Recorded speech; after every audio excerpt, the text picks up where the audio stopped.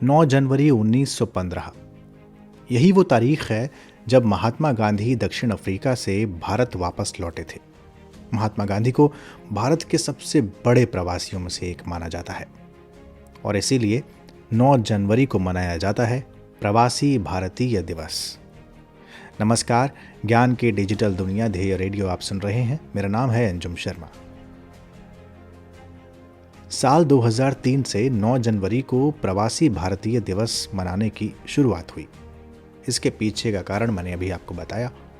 दरअसल 18वीं शताब्दी में गुजराती व्यापारी बहुत सारे देशों में गए, जिसमें केन्या है, युगांडा, जिम्बाब्वे, दक्षिण अफ्रीका वगैरह वगैरह। इन्हीं में से एक थे दादा अब्दुल्ला सेठ। उनके कानूनी प्रतिनिधि के रूप में महात्मा गांधी भी गए और 1893 में दक्षिण अफ्रीका के नटाल में पहुंचे। नटाल वहां का एक प्रांत है। इसके बाद जो हुआ वो हम सब जानते हैं। रंगभेद की नीति, महात्मा गांधी का संघर्ष और वहां पर बसे प्रवासी भारतीय समुदाय के प्रति सम्मान की जो लड़ाई उन्होंने लड़ी वो किसी से छिपी नहीं है। उसने न केवल महात्मा गांधी को एक रास्ता दिखाया, बल्कि भारतीयों में भी संघर्ष करने की एक जिजीविषा पैदा की। महात्मा गांधी नए तरीके के प्रयोग वहां पर अपना रहे थे और वो कामयाब भी हुए। तो 9 जनवरी 1915 को महात्मा गांधी जब दक्षिण अफ्रीका से वापस लौटे तो उनके साथ लौटा उनका 22 वर्षीय संघर्ष वाला प्रवास। वहां से जो उन्होंने प्रेरणा ली उसे भारत में आजमाया और उसके बाद की कहानी आप जानते हैं। तो 9 जनवरी को हम क्यों मनाते हैं प्रवासी भारतीय दिवस, इसका जवाब आपको मिल गया होगा। खैर, प्रवासी क्या होता है ये आप अब तक जान ही गए होंगे, यानी दूसरे देश में वास करने वाला, यानी परदेश में वास करने वाला। और प्रवासी भारतीय ऐसे भारतीय जो दूसरे देशों में वास करते हों या जो दूसरे देशों में रहते हों, तो उन्हें कहते हैं प्रवासी भारतीय। आखिर प्रवासी भारतीय दिवस मनाने का उद्देश्य क्या है? क्यों सरकार ने 2003 में ये तय किया कि हम इस दिन को मनाएंगे? तो देखिए, बहुत से कामगार भारतीय विदेश जाते हैं, आप जानते हैं। ये संख्या 15 मिलियन से ज़्यादा है, शायद 16 या 17 मिलियन। संयुक्त राष्ट्र की भी वर्ल्ड माइग्रेशन रिपोर्ट है, उसके अनुसार प्रवासी भारतीय कामगारों की जो संख्या है वो 15 मिलियन के आसपास है, यानी 1.5 करोड़ के आसपास। और ये प्रवासी भारतीय रेमिटेंस के रूप में, यानी जो पैसा भेजते हैं, वित्त प्रेषित करते हैं, वो रेमिटेंस के रूप में करीब $80 बिलियन भारत में भेजते हैं। तो आप देखिए, आर्थिक दृष्टि से तो ये महत्वपूर्ण है ही, लेकिन उससे भी ज़्यादा प्रवासी भारतीयों की जो भारत के प्रति सोच है, उनकी भावनाओं को विस्तार देने के लिए, उन्हें एक मंच देने के लिए ये दिन मनाने का फैसला किया गया था। इसका फ़ायदा एक ये भी है कि पूरी दुनिया में जितने भी प्रवासी भारतीय रह रहे हैं उनके नाम से एक दिन घोषित किया जा सके, उनका एक नेटवर्क बनाया जा सके। उनके जो बच्चे हैं यानी युवा पीढ़ी जो है, उनके भीतर भारत के प्रति, भारत को जानने के लिए एक इच्छा पैदा हो सके। इसके अलावा जितने कामगार विदेश में रहते हैं उनको तमाम तरह की कठिनाइयाँ होती होंगी, यानी श्रम से संबंधित कुछ कठिनाइयाँ जो वो शायद सरकारों से नहीं कह पाते होंगे, तो उन्हें दूर करने की कोशिश और उन्हें समझने की कोशिश के लिए भी ये एक मंच है। और सबसे बड़ी बात, निवेश के अवसर को बढ़ाना तो एक इसका उद्देश्य है ही। हम इन्हें अंग्रेजी में डायस्पोरा भी कहते हैं, भारतीय डायस्पोरा, इंडियन डायस्पोरा। और इसे लेके बहुत सारे कार्यक्रम और योजनाएं भी बनाई जाती हैं, चलाए जाते हैं। ये मैं आपको आगे बताऊंगा। सबसे पहले समझिए कि भारत के विकास में आखिर इनका योगदान क्या है। एक कहावत है कि किसी की अहमियत उसके दूर जाने के बाद आपको पता लगती है। जब तक वो पास रहता है तब तक वो घर की मुर्गी दाल बराबर वाला कॉन्सेप्ट आप उस पर लगाते हैं, लेकिन जब वो दूर होता है तो आपको उसकी अहमियत पता लगती है। यही कॉन्सेप्ट यहाँ पर भी लागू होता है। तो प्रवासी भारतीय देश के विकास में बहुत बढ़ चढ़ कर भाग लेते हैं।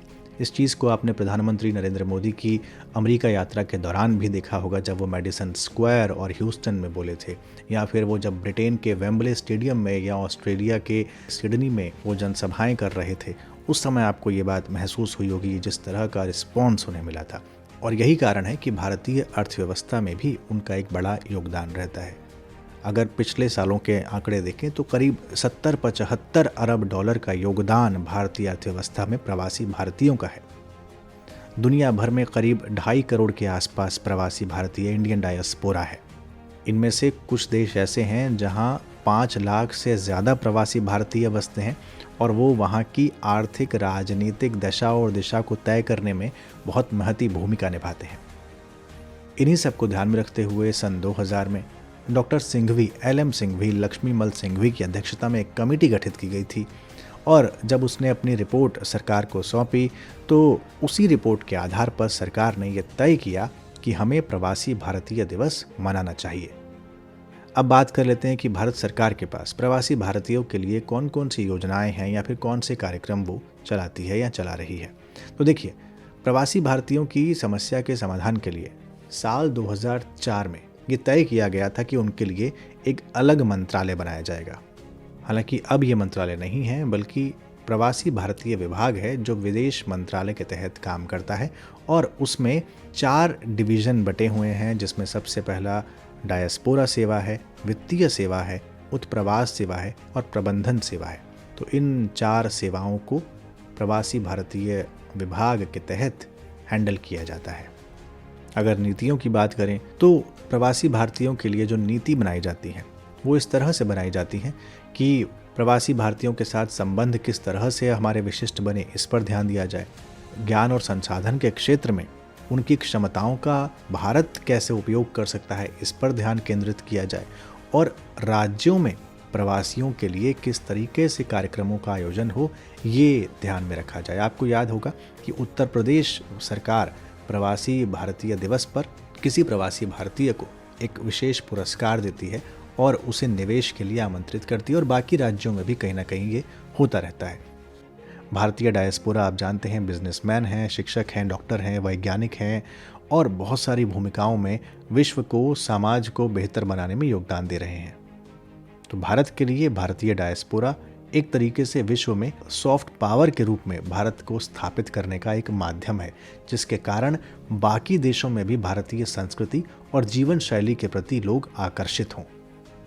अब बात कर लेते हैं कि चुनौतियां क्या क्या हैं। देखिए, भारतीय प्रवासी पूरी दुनिया में अलग अलग देशों में बिखरे हुए हैं, तो वहाँ की नीतियों के हिसाब से उनकी समस्याएं भी अलग अलग होगी। वहाँ की जगह के हिसाब से, वहाँ के श्रम कानूनों के हिसाब से उनकी समस्याएं भी अलग अलग होगी और उनके हित भी अलग अलग ही होंगे। तो सबके हितों को एक साथ लाकर आप एक समाधान नहीं निकाल सकते, तो सभी के हितों को समायोजित कर पाना सबसे बड़ी चुनौती है। साथ ही प्रवासी भारतीयों को आकर्षित करने के लिए घरेलू स्तर पर अवसरों का सृजन करना ये भी एक चुनौती है। साथ ही साथ निवेशक के रूप में उन्हें आकर्षित करने के लिए ईज ऑफ डूइंग बिजनेस पर ध्यान दिया जा रहा है, आप जानते हैं, लेकिन अभी भी तमाम तरह की चुनौतियां भारत में उपलब्ध हैं।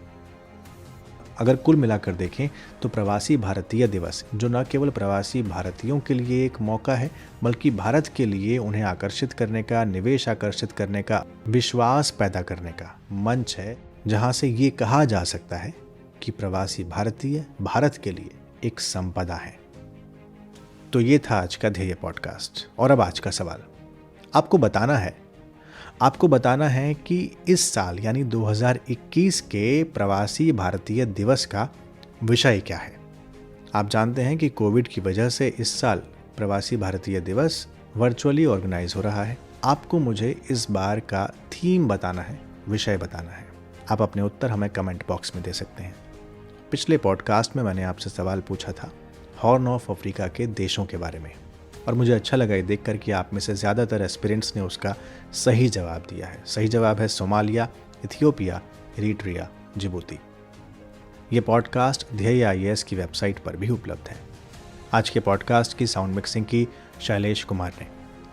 अगले पॉडकास्ट के साथ जल्द हाजिर होंगे, तब तक के लिए अपना ख्याल रखें। शुक्रिया, नमस्कार।